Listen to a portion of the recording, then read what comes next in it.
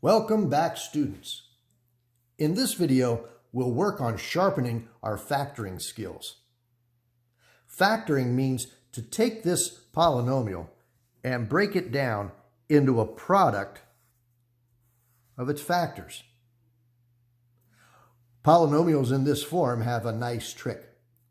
First of all, if this is x squared, I know this will be x and x.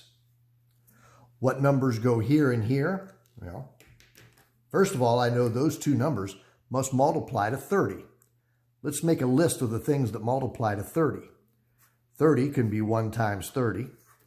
30 can be 2 times 15. 30 can be 3 times 10.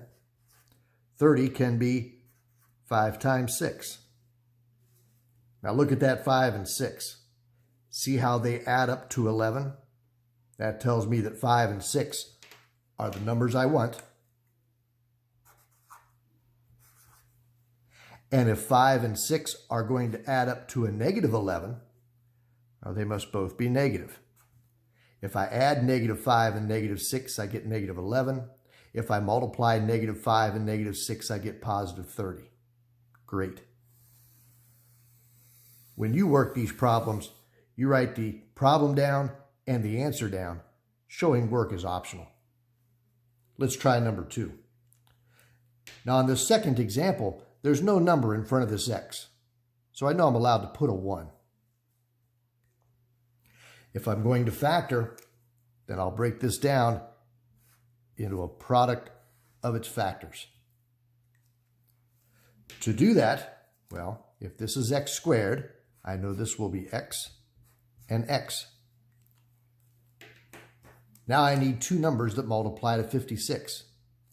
56 can be 1 times 56, 2 times 28, 4 times 14, or 7 times 8. Do any of those pairs of numbers add up to 1? Well, 7 and 8 would add up to 1 if the 7 was negative.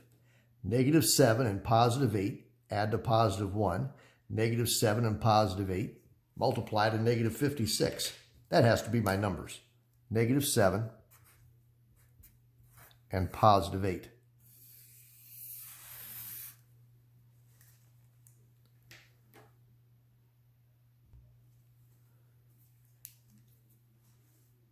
This kind of factoring problem has its own special name. It's called a difference of squares.